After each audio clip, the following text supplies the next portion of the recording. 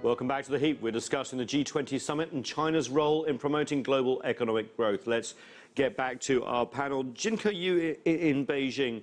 Interconnected is also one of the big themes of the G20, and this seems to fit very squarely with the Chinese policy of One Belt, One Road, the new maritime Silk Road, opening up ASEAN members, the RCEP trade platform. This is kind of one of the key things that China wants to push forward, correct? Absolutely. Well, I mean, I think the backdrop is we need to understand that there's two kinds of integration. One is trade integration and one is financial integration. So let's not forget, while there have been a lot of efforts put into trade integration, financial integration is changing the world on a daily basis. So in that sense, we have to understand that the macroeconomic condition in the world is quite particular. In the last few years, ever since the crisis, growth has still been anemic, and interest rate have hit the lower zero bound. So, and then with the spread of global banks, the kind of global capital and global credit can cause credit booms and retrenchments easily. These are things to take heed, and requires a certain amount of policy and government coordination. And in terms of geographical interconnectedness, of course, as we mentioned earlier on, building infrastructure is very important for development of these developing countries. But also, interestingly enough, in this low interest rate environment, monetary policy being slightly ineffective, to say the least, here is where fiscal policy can potentially play a major role. And hence, this is also why infrastructure investment is not only important for the subjects of these infrastructure plans, but also for the investor countries as well. You make a good point about the difference between financial and geographical interconnectedness. Tran in Shanghai, let's talk about the financial and the trade deals, because so much effort has been put into the Trans-Pacific Partnership, but it seems to be dying here in Washington. Both presidential candidates up for election in November are basically rejecting it. It doesn't look like it's going to get through Congress. Not many other countries are doing it. The European example too seems to be slipping, and there's this sort of feeling of protectionism in the air. How does the G20 address that, considering their agenda is almost completely opposite? Well, the G20 leadership can address it head-on by highlighting the benefits that open trade and globalization has brought to the world economy, particularly in terms of alleviating poverty in many developing countries in the past 30 years, 40 years.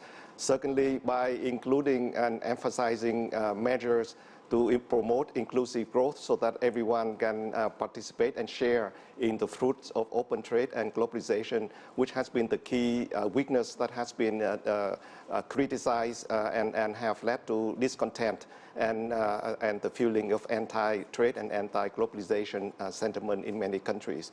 Last but not least, countries, when they enter into agreement, need to also seriously implement all the commitments that they have made to demonstrate that the trade system we have is not only open but fair, and everyone perceives that the benefits that they can get from the deal is equally shared.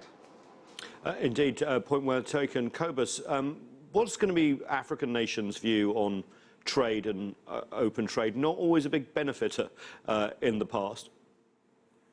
Well, African nations are in the first place are moving towards breaking down trade barriers between themselves. So that is a kind of a large move within Africa to try and kind of break down tariff barriers and so on. And kind of linking that with making it easier to move stuff around on the continent and to sell stuff in other countries on the continent. In relation to the rest of the world, I think it's, Africa is always at such a disadvantage frequently to other, in relation to other economies. And you see this playing out a lot in the popular perception of China, where there's just, frequently a kind of a popular fear in Africa in relation to how much Chinese stuff is being imported. So I think selling kind of free trade internationally to Africans can sometimes be hard, but I think it's also increasingly there's a strong feeling that Africans want to be part of the global economy, so I think in being integrated into the global economy is increasingly becoming very, very important in Africa.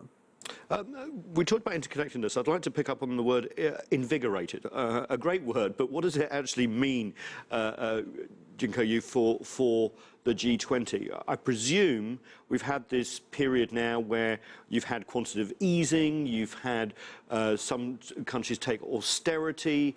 None seems to be one model fits all. So how does the invigoration happen in Hangzhou over the next few days? Well, that's an interesting question. I'm wondering whether they want to find another IN word to fit, the We've pack. got four. But, We've got four. We can go for five. Yeah. Well. Yeah.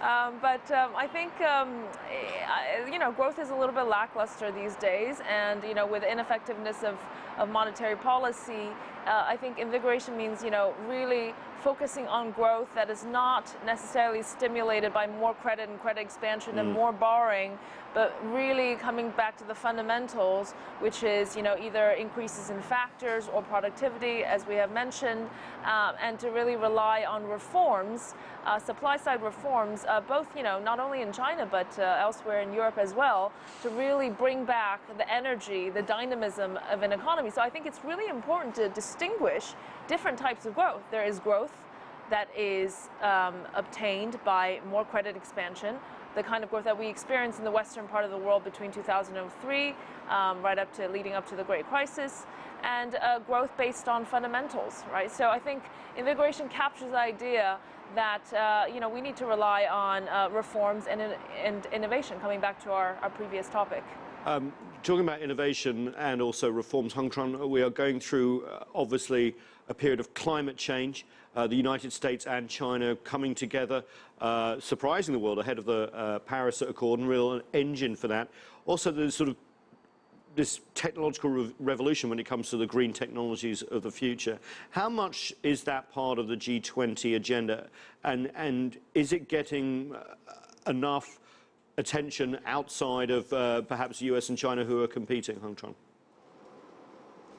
I think it is squarely in the agenda of the G20 for several years. So two key points I want to highlight. One is it is very important to embed and to marry the infrastructure idea with green finance, because at this stage any future infrastructure project should be done with a view to sustainable and environmental sustainability. That means green finance will have to feature prominently in infrastructure financing in the future. And secondly, countries and leaders can do a lot to encourage and promote the growth of markets solution to combat climate change. Things like a market for green bonds, which is starting to develop. Things like the market for carbon cap and trades, and things like a green investment philosophy on the part of institutional investors. All of those should be promoted. Cobus, for you in Johannesburg, African countries pushing forward the climate change and green economy change, obviously very important because a lot of African countries big victims of climate change.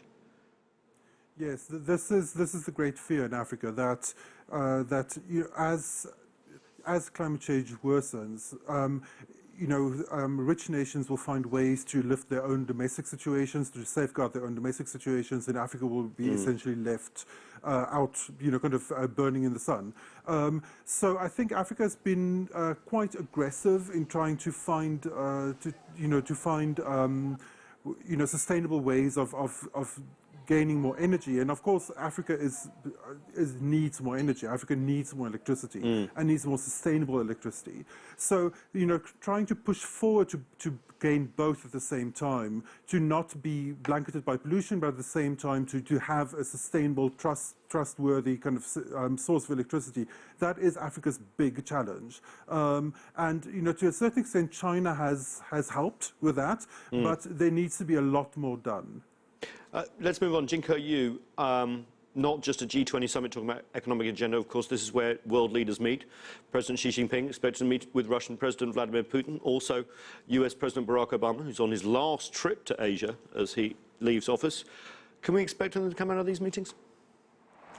I think it's a meeting where there has to be a practical accommodation of reality, and the reality is quite clear. Russia needs China's markets and capital with its Western sanctions, and China needs its Russia's diplomatic support and energy. And, you know, it doesn't help that the U.S. is, quite active, let's say, or aggressive in some of the geopolitics involved, that China is involved. So I think there's an axis of shift that might, slightly work towards a closer a Sino-Russia alliance, or at least the relationships. Okay, final minute or so. Hung Tran, just quickly, what do you think will mean success for the G20? I think two things. One is to make sure that every country should make use of all the policy tools at their disposal to encourage growth, because a long period of slow growth is the greatest menace to the world economy. And secondly, to take a concrete measure to preserve and promote the open trade and investment system that we have enjoyed very much in the past. And Cobus, what would be your best takeaway from the G20? I would love to have more African voices heard. I feel the G20 needs to be more inclusive, and growing African economies need to be included. Nigeria and Kenya probably the most notably. South Africa is a member, but we need more African members. Jin Keyu, what would spell success in Hangzhou? I think what is practical and feasible for this kind of congregation is to work together to fight against global protectionism. Thank you so much from Beijing, from Shanghai, from Joburg. That's all we have time for.